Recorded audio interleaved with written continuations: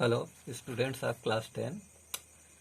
आपके book first flight के में जो पोएम है रॉबर्ट फ्रॉस्ट का लिखा हुआ फायर एंड आइस, उसे आज हम पढ़ेंगे और उसके बारे में जानकारी प्राप्त करेंगे।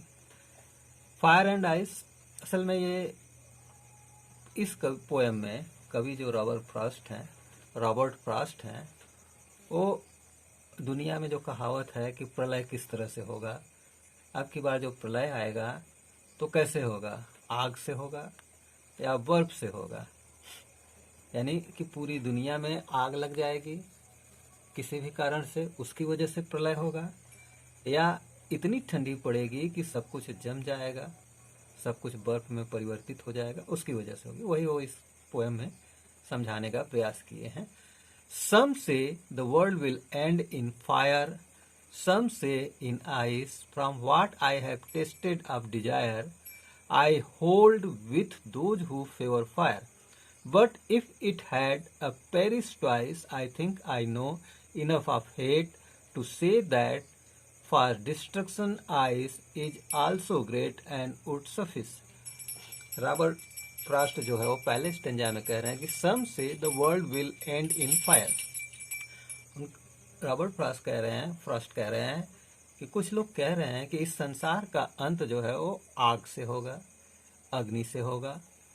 सम से इन आइस, और कुछ लोग कहते हैं कि संसार का अंत जो है वो बर्फ से होगा, यानी कि चारों तरफ बर्फ ही बर्फ हो जाएगा, सब कुछ जम जाएगा और संसार नष्ट हो जाएगा। From what I have tasted of desire I hold with those who favour fire.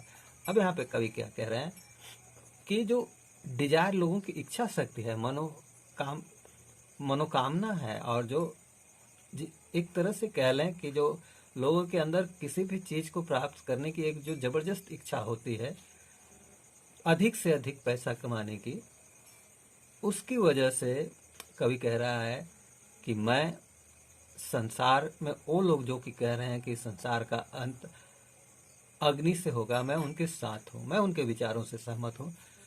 But if it had to perish twice, अब कवि दोबारा कह रहा है कि अगर इस संसार का अंत दो बार होना चाह रहा है या होगा, तो I think I know enough of hate to say that for destruction ice is also great.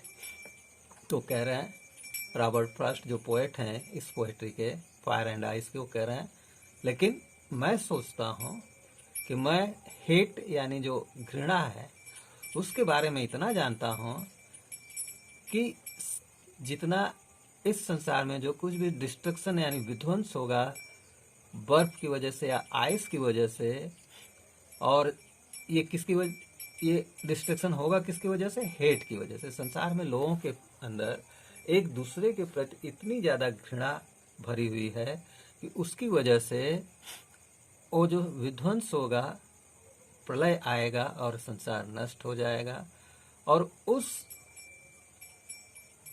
घृणा की वजह से ये आइस का डिस्ट्रक्शन होगा, यानी चारों तरफ बर्फ ही बर्फ हो जाएगा, और यह जो डिस्ट्रक्शन आइस के द्वारा होगा वह भी बड़ा महान होगा। एंड वुड सफिस, और यही सफिस का काम करेगा, संसार के अंत का काम करेगा, एक निश्चित कर देगा, फिक्स कर देगा कि संसार का अंत बर्फ की वजह से हुआ है। और उससे सामान्यतः देखें तो ये बर्फ की वजह से नहीं होगा, लोगों के पास जो एक दूसरे के प्रति घृणा है जो अलग अलग रूपों में दिखाई देता है, उसकी वजह से होगा। Thank you.